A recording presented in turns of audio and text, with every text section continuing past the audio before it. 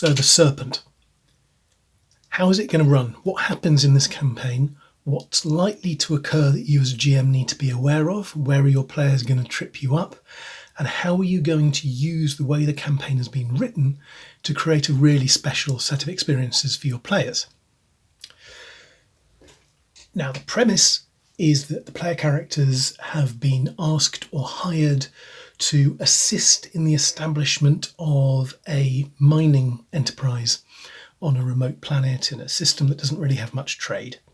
They're going to a mining settlement called Al-Haftra, and they are escorting the representatives of the Shujay Mining Corporation.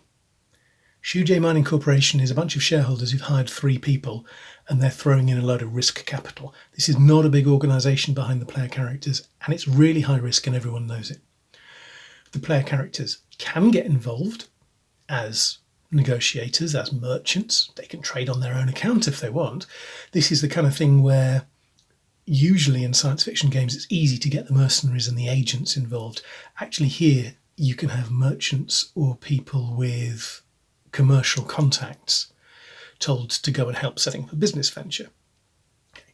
But in reality what the players are going to be doing, what their characters are going to be doing, is more agenty stuff. It's investigations, it's rescues, it's maybe an assassination, probably overthrowing a corrupt government, etc., right?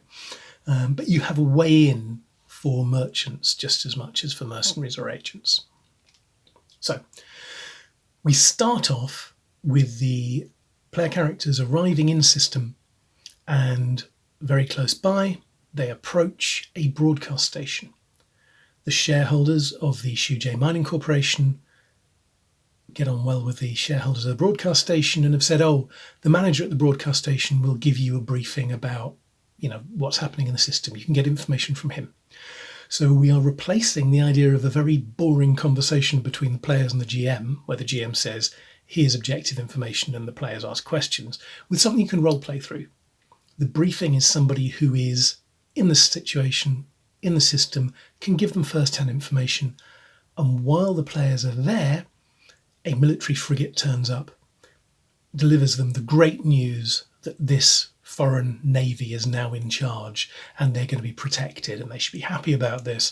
So at the same time that they're getting the briefing, they're also getting, and this big dramatic thing is changing. So you're giving them a dramatic twist at the same time you're giving them the briefing. So it hopefully is a little bit more engaging than just an information dump. It's also a way for them to set up some relationships. How do they want to approach this navy? Maybe they want to say, oh, we can be really helpful to you. We're delighted that you're here and we're mercenaries. Maybe they want to get we are freedom-loving modern players playing player characters who hate oppression and we're going to be antagonistic. They get to set up those relationships. And the communications officer on the station, on the broadcast station, the voice of the crossroads, happens to be a spy. And maybe that'll be useful to them in future. So you're setting up a few things subtly, but mainly it's a briefing. From there, the player characters fly out to Al-Haftra, which is the mining colony. And there we throw in some introductions, some initial encounters, and then 2 things that are kind of like adventures. There are specific things they're asked to do. So they present themselves at the royal court, and from the outset they know what the place is like. The docking instructions are basically, don't worry, you're protected so long as you don't step out of line at all, everything will be fine, but you really don't want to step out of line. And they get a sense this place is brutal, and it's not a fluffy place, it's a nasty dictatorship. And when they introduce themselves, the main negotiator from the Shujay Mining Corporation goes first to give them an indication of what they should be doing, and she throws herself on the floor, kisses the dirt, and starts grovelling before the ruler, because that's what expected. Now the captain of the player character ship is expected to do the same thing. How do the players react to that? They're then expected to help with a small medical crisis. I mean, it's a medical crisis for the ruler, for the Atabeg, so it's a major medical crisis. They have to help with some genetic screening to find somebody who's got the correct genetic markers to cure a medical issue.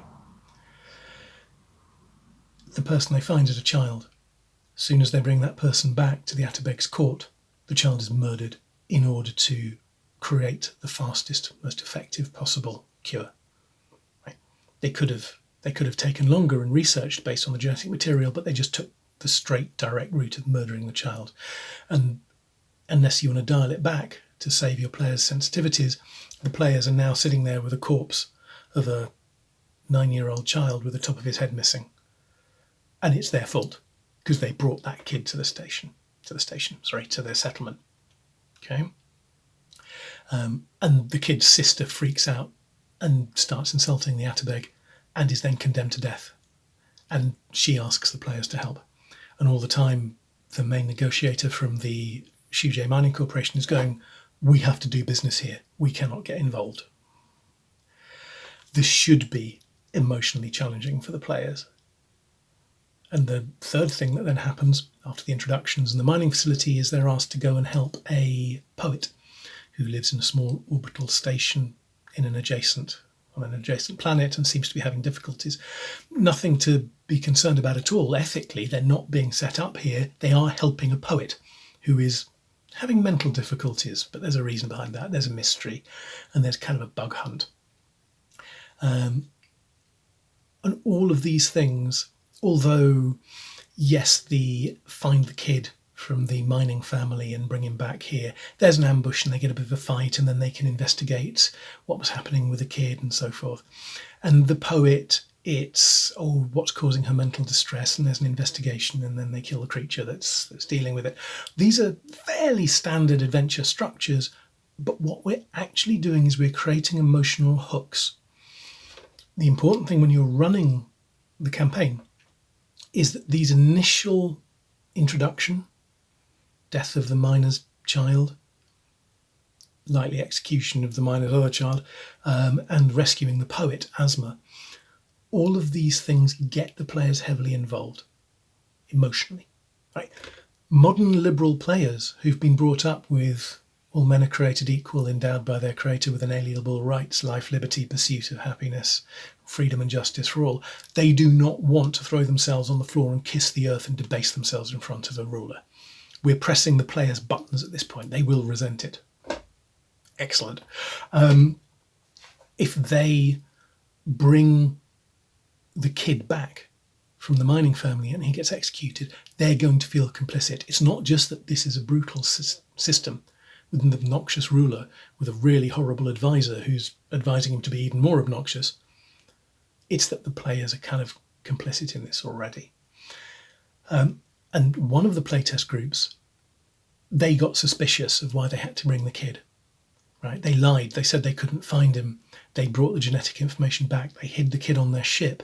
They started talking to the court physician. They worked out what was going on. They ended up working with her to research a non-fatal cure for the ruler. She was super grateful. They've now got a fantastic ally, and the kid's alive. That worked just as well as a way to get them emotionally engaged. The child doesn't have to die for them to get emotionally engaged. One of the other groups, when the 12-year-old daughter swears that she's going to kill the Atterbeg, who's going to have her executed for speaking out against him, one of the group's player characters rescued her, kept her as a mascot on their ship, and then spent the rest of the campaign being egged on by her to get revenge against the brutal, corrupt regime that had murdered her brother. These are all different ways of getting the players involved. How they deal with it doesn't matter. I mean, it's fun for them. It's great that they're empowered and they can come up with their own solutions. But the really important thing is that they're emotionally involved. And certainly of all these things, the debasing themselves, the helping the poet and so forth, what really pressed the players' buttons was the death of the child. In all cases, the fact that they were becoming complicit in the brutalities of the court.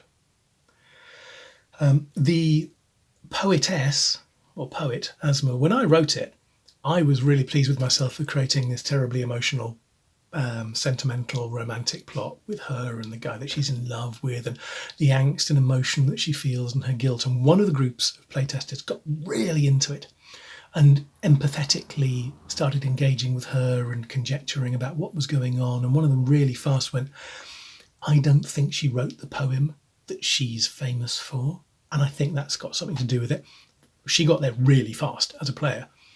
The other playtest groups, it was like, we're not really sure what's going on. She's obviously upset and she's concerned with something, but hey, there's a bug hunt, right? Now, the sentimental poet plot worked really well because as things continue, They take her back to the court. The Atterbeg announces that she has the great privilege that she'll be allowed to marry him, which she doesn't want to do. This keeps pressing the player's buttons. There's a romantic, sentimental plot going on there. But they didn't get as engaged with it as they did with the death or potential death of the child from the mining family. But all of these things are functioning to get the players emotionally hooked. So, that's the initial setup, the first few sessions. From there, things are going to get worse on the mining colony. The player characters are here to make sure that a deal gets done. The deal's really hard to do because the royal steward is a money-grabbing, corrupt scumbag. He doesn't even see it as being corrupt. Most of the courtiers don't. It's expected that everyone at the court is going to be grabbing money, and he sees a mining company coming in and goes, ka-ching, right, I can make cash out of this. So the negotiations are going slowly, they're not going well. While this is happening, there is a deteriorating situation. A character is introduced who's appointed as the new executioner, Dasima. She's trained as a doctor, and she is a psychopathic mad scientist who will execute prisoners as a form of experimentation because she thinks it's interesting. And that, again, is quite a good emotional way of getting people involved because she insists on putting on a demonstration and killing somebody in front of the whole court, which tends to trigger the players a little bit. She also becomes an incredibly popular NPC for all of the groups that I playtested this with. When I wrote this, I thought the steward, who's the person who's actually advising the Atterbeg and is feeding him, malign thoughts and trying to take power, I thought he's the bad guy. And Dasima's kind of like the colourful sidekick. No, the players really liked Dasima. They kind of saw the steward as, he's a money-grabbing scumbag and he's unprincipled and he's behind a lot of this and we're really hoping we can kill him soon. But it was Dasima that really engaged them emotionally and they really loved to hate. One of the player characters in one of the playtest groups, before it became obvious how involved she was in the conspiracy, started an affair with her. Right? So a character with a really unhealthy attraction to danger starts an affair with somebody who's clearly a psychopathic mad scientist. That actually worked out really well for them because he kind of had access to her quarters, which meant he could get her research data. And there's a lot of room in this campaign for the players to do completely crazy things, like have an affair with one of the main villains, and actually it makes the game more interesting. So embrace that. If your players want to do crazy stuff, if they want to engage with unusual characters in unusual ways, if somebody you thought wasn't important is somebody who they make important, fantastic, have fun. Right? But things are going to start getting worse. And eventually, they're going to have to deal with the conspiracy at court if they want to get a deal for the mining corporation. At the same time, they get a call for help from the broadcast station that they initially got to. And this leads them to speaking to the admiral of the invading fleet, who's out at a more distant planet. And the admiral gets them involved, or tries to get them involved, negotiating with the clans out on the edge in the asteroid belt that surrounds the system. And so this is a complete digression away from the main plot, which is the how do we deal with the conspiracy at the court in a way that allows the mining corporation to get their deal. Now, a few things are going on here which are worth noting. The first thing is that the order in which the players will do things is really up to the players. If the players get really into going and talking to the admiral and then being sent out to go and talk to the clans and getting involved in the clans' politics, they can end up doing the bit of the adventure called the Lair, right? The alien ruin, fairly early on, kind of as a mid-season finale. Whereas if they kind of get mildly involved in that, go back, sort out the stuff on Al-Haftra, and then realise they're going to have to go out to the Lair, then the Al-Haftra thing is the mid-season finale dealing with the conspiracy, and the alien site, the alien ruins at the Lair, become the finale. So the players have a lot of control how they approach this in terms of the orders and how fast things move. if they move against the conspirators early on, it could be over pretty quickly. If they hang on while things get worse, while the local spy mistress is exiled, while the high priest and her family are killed, all these things that can happen, it's going to be a slightly longer campaign, and it's going to push them back in terms of when they finally get to the lair. That's fine. Let the players make the running. Right? Second thing to note about this Act 2, as things get worse, is that the players are likely to be highly motivated. All of the playtest groups, the players were really motivated to deal with the conspiracy. So the way the book is written, and you might read the book and get this sense that things get worse and the players can help out a little bit. Maybe they help the spy mistress escape and she becomes an ally for them. Maybe they can stop the high priestess and her family getting murdered, blah, blah, blah. But all the way through, they kind of have to say, well, we're here to do a deal and we can't rock the boat too much, until, the book says, they hit a point where the steward moves against the negotiators, imprisons them, says he's going to seize all of their assets, all of their data, and force them to do a ridiculous deal which only really benefits them. At that point, they have to effect regime change. They have to overthrow the steward and deal with the conspiracy so that their employers can get a deal, get a workable deal to set up a mining colony or mining operation. That's what the book says.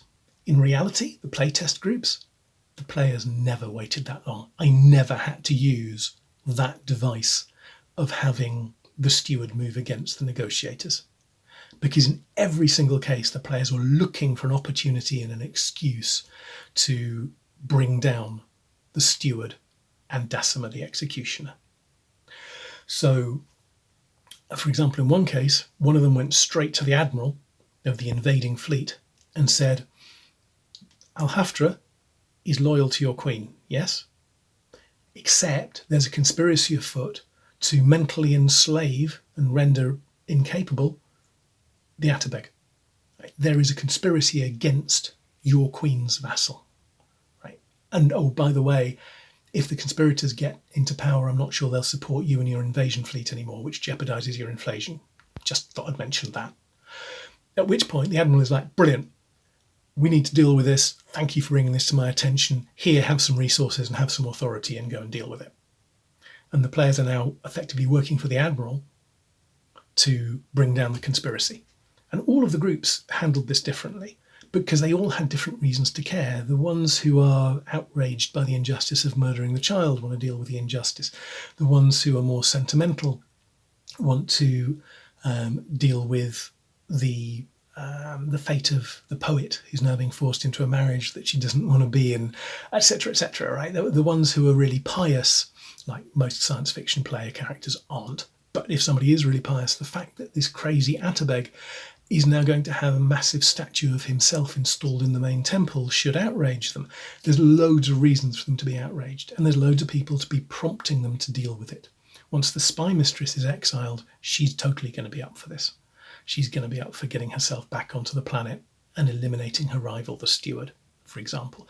So you've got tons of ways of getting the players to act against the conspiracy, and they've got loads of reasons to be emotionally engaged. You almost certainly do not need to give them and now the Shujay Mining Corporation people have been imprisoned, you have to deal with the conspiracy. The players will get there before you, most likely.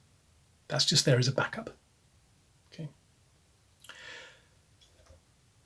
Next thing to keep in mind is the clans of the edge. Most modern players are going to have been raised with something along the lines of the liberal American democratic values which we've all been brought up to think are admirable. Right? They're going to think, we hold these truths to be self-evident. Created equal, inalienable rights, life, liberty, pursuit of happiness, freedom and justice for all. And they are going to hate the cruelty of the Al-Haftra court, and they're going to hate the brutal invasion fleet that turns up from a queen saying, we're going to take control of these places and kick out the locals and oppress them and imprison them because we can. Right? For most of human history, that's exactly what's happened. If you've got a strong military with a strong leader and you've got a weak bunch of people with some resources next door, there's an invasion. Right? We, if we've been brought up in the late 20th century, think that is unreasonable. Most of our players will think that is unreasonable. And if you've got European players particularly, there is a kind of Marxist intellectual current which will have educated people in Europe particularly to think in terms of oppressor and oppressed. And that always seems to come with the idea that the oppressor is the bad guy and the oppressed are somehow the good guys. So when the imperialistic invasion fleet turns up and kicks the clans off their mines and starts shooting at them if they come anywhere near it and is waging war with their big gunships, the players are likely to go, oh, those are the oppressors, therefore the clans are the oppressed, therefore they're the good guys. The world is more complicated than that. This campaign is more complicated than that. The clans are a patronage system, and you've got an additional problem that most players, modern players, don't necessarily think through how do patronage systems work as a method of political organisation. What does that mean? There's loads of detail in the book about it, and there's examples of the jockeying between the clans and the idea that some clans become financially dependent upon others, and that creates a hierarchy and so on and so forth, blah, blah, blah. But as a GM or a referee, you're going to want to think this through, and you're going to want to make sure, and there's plenty of stuff in the book to help you with this, but you're going to want to make sure that you can get across to the players that these are not somehow romantic, oppressed people who need to be helped, because of course they're peace-loving and just want to mind their own business and they're all lovely, and it's the horrible, evil Navy that are nasty. No, there are plenty of nasty people out with the clans as well. Right. So it's a complicated, ambiguous situation that the players will get most out of if they can start investigating this idea of how do patronage systems work and start appreciating the culture and the society and start doing deals with people on those bases. If they come in and go, we have this romantic idea of how lovely the clans will be, and we're just going to proceed on that basis, everything becomes more two-dimensional and less interesting. So making the clans ambivalent, ambiguous force rather than just, oh, the poor downtrodden people who we have to help, will definitely make the game more interesting. And it's definitely worth defending yourself or preparing yourself as a GM against the likelihood that the players will try to see the clans as simplistic good guys. That's boring, right? So have a think about how you'll avoid that happening.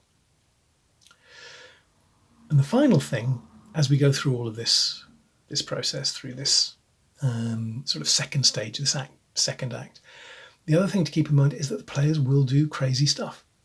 I mean, I already mentioned one of them deciding to have an affair with the psychopathic mad scientist. We cannot be sure where they'll go or who they'll make alliances with. One group decided that the ambassador, who's at the royal court, who's there deliberately so that you as a GM kind of have somebody to introduce if you need to support them and give them hints if they need it. One of the groups decided that she was a representative of a horrible fascist power and they would just ignore her completely. Okay, fine. One group, as I mentioned, went and did a deal with the admiral really early on, and they pretty well ended up working for the admiral. And the other group decided that they would become the champions of the clans, right? And they would turn on the admiral. We've got no idea what the players are going to be doing here. Have fun with it, right? Just roll with it. Just because the book says, well, this is likely to happen and this is likely to happen, it's the player's game, right? So have fun with that, roll with it, but try and avoid them turning it into something too simplistic and obvious. For example, when they're dealing with a conspiracy at the court, one of the things that I noticed with all the playtest groups is they wanted neat solutions. Now, there is no obvious person to replace the Atterbeg. The Atterbeg's a horrible person. You get rid of his corrupt advisors, he becomes less of a horrible person, but he's still horrible. There is nobody obvious to replace him. The Admiral isn't going to want the instability of getting rid of this person. This rankled with the players in all cases. They wanted something neater. One of the things that they fell back on, one group in particular fell back on, was the idea of, can we install a council? And if you've run a lot of kind of sci-fi games before, you've probably noticed that players, and in some cases writers of sci-fi games, are obsessed with councils. It's almost like this early 20th century corporatist idea that we'll bring together the corporations and the trade unions and the cultural institutions and religion and all the rest of it, and representatives of these groups will all just get along and it'll all be okay, as if a compromise between competing power groups was going to give you a stable government. I'm not sure that historically that's ever happened, and we know that in 20th century history that kind of corporatism was very popular amongst people like Mussolini's fascist party, right? And it never gave you a nice, fluffy, everyone gets along kind of system of government. But players love this because it feels like a compromise, and we can make everyone happy by giving them all a seat on the council, right? So it's absolutely worth avoiding that. You've got an entire culture on Al-Haftra which has been brought up to think that there is going to be a brutal dictator in power, and they expect that. You've got a queen who does not want a weird experiment in government. She wants a strong vassal to support her. You've got an admiral who doesn't want loads of social change. Nobody is going to indulge the player character's desire to create a council. It doesn't work for anybody. It doesn't make sense to anybody. But you will get players trying to go for, can we find a nice, neat replacement for the Atabeg? Can we put a council in place, etc.? Something else that I found was that they would get obsessed with killing the steward to a certain extent, but the executioner very definitely. They may have been going through this going, oh no, we're upset by the injustice of it, blah, blah, blah. But when it comes down to it and they've got their enemies in custody, they're going to want to execute them. That's kind of dull. It's also unlikely to happen, right? So yes, these people have committed crimes, but just put them up against a wall and shoot them. It's going to get more complicated. There's going to be negotiations. There's opportunities for them to get out. With Decima, if your players enjoy hating Decima as much as all of the playtest groups did, you don't want her to die halfway through, right? You want her to be around to the bitter end so the players get the fun of defeating her right at the end, which might mean she needs to escape from whatever the players plan for her so that she can turn up at the lair at the end as one of the main villains. So that gives you that second part of it where things are getting worse and the players can act. The Act 3 chapters in the book are a series of conclusions. The two main conclusions are they overthrow the conspirators and they go to the lair, which is the ancient artefact. And the likely order of or sequence of events there is that when they overthrow the conspirators, they find a weird old cauldron made of strange unidentifiable rock, and they investigate that a bit and they realise it came from somewhere out on the edge, and they go and investigate. Overthrowing the conspirators gets them the cauldron and leads them to the lair. In one case, in the playtest group, they found out about the cauldron really early on, long before they overthrew the conspirators. They got really into researching the history of Sar the Renegade, and they legged it off to the edge long before they dealt with the conspiracy on Al-Haftra. And in another case, they dealt with the conspiracy, they got the cauldron and went, oh, that's a weird cauldron, let's throw it in the hold of the ship, maybe it'll come in useful one day. And at that point I had to give them a nudge from an NPC to get them to understand this wasn't just like an artefact I'd given them as a reward. It's like, well done, you overcame the conspiracy. The reward is a strange magic item. Right? It's not a magic item, but you get the idea, right? It feels like something you're given as a reward. I kind of had to give one of the groups a bit of a prompt that this was something they should be investigating. So you don't know when you're going to get these Act 3 acts, and you don't know what order they're going to occur in. You also don't know who the bad guys are going to be at the end. And running this, the biggest challenge with one of the groups in particular was actually giving them bad guys at the end. That group had spent the entire campaign running around the star system, making promises to everyone and telling everyone what they wanted to hear, and they didn't really have very many enemies, right? But you still at the end need to work out who it is who's going to want to stop them investigating the lair or react to the lair being investigated and say, no, we'll close down the investigation, we'll take control of it, whatever. The book gives you loads of examples and loads of suggestions. But I did find running it, because things were so open, we weren't railroading the players towards a certain conclusion. Therefore, I had to think through quite creatively who was going to oppose them so that they would enjoy the big chaotic fight at the end. And the last point to make, particularly about this Act 3 section, is that big chaotic fight at the end can become lethal.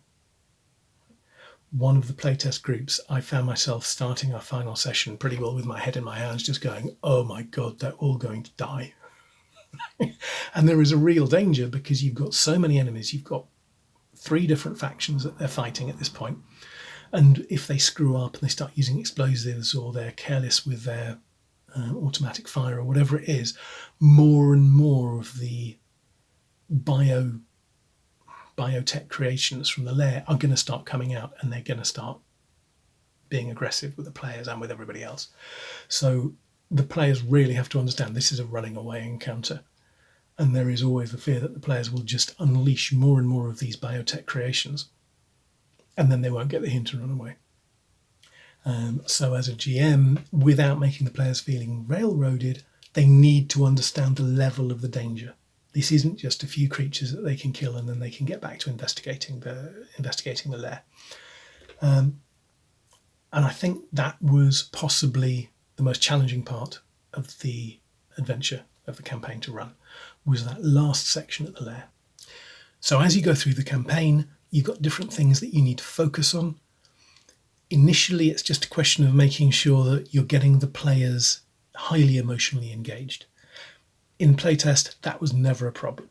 The initial setups, the debasing themselves in front of the ruler, which they hated, the being complicit in the death of a child, which freaked them all out, the sort of sentimental romantic story of the poet, right? All of these things worked in playtest really well to get the characters engaged and to get the players engaged. So if you're running it, you just need to make sure that people are engaged. The ammunition is there for you. Right? Worked well in playtest. Hopefully it works well for your groups. You then get into a stage of running the campaign where the players have got a lot of freedom, a lot of agency. They're going to do things that surprise you. They're going to make alliances with people you didn't expect them to make alliances with. They'll randomly decide to hate people that you don't understand why they hate. They'll randomly sleep with people. They'll do all sorts of weird stuff that means that you no longer control how this plot is going. And certainly you don't control the structure or the pacing of it. You will find that they skip bits. That's absolutely fine.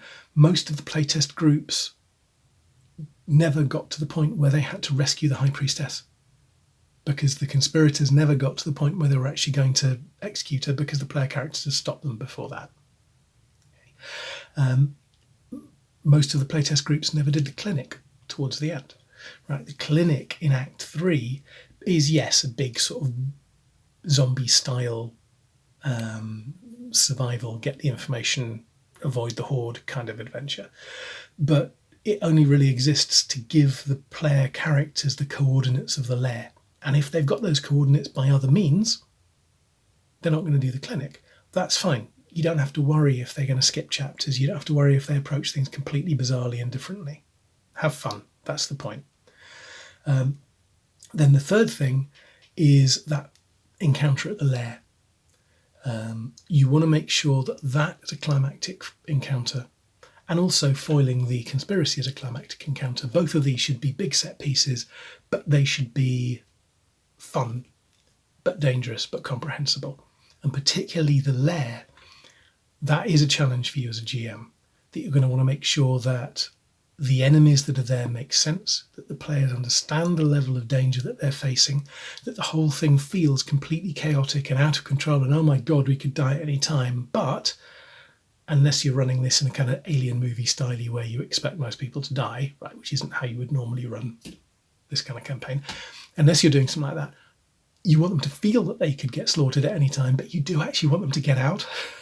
Right? So you've got some challenges there in terms of the balancing and the pacing of it. But those are the main issues you're going to face, and you've probably got a sense from this video that as well as dealing with those issues, you've also got the potential to have a huge amount of fun with this campaign, and that the players have the power and have the potential to do crazy stuff engaging emotionally with all sorts of characters in all sorts of ways, coming up with their own mad schemes, and they can just run with it. It's not on rails. It's here to empower the players. It's here so that they can have fun, and it's here so that they can surprise you. So enable your players to do that, and then enjoy all the surprises and all the chaos and all the mad things that they throw at you, and enjoy the ride.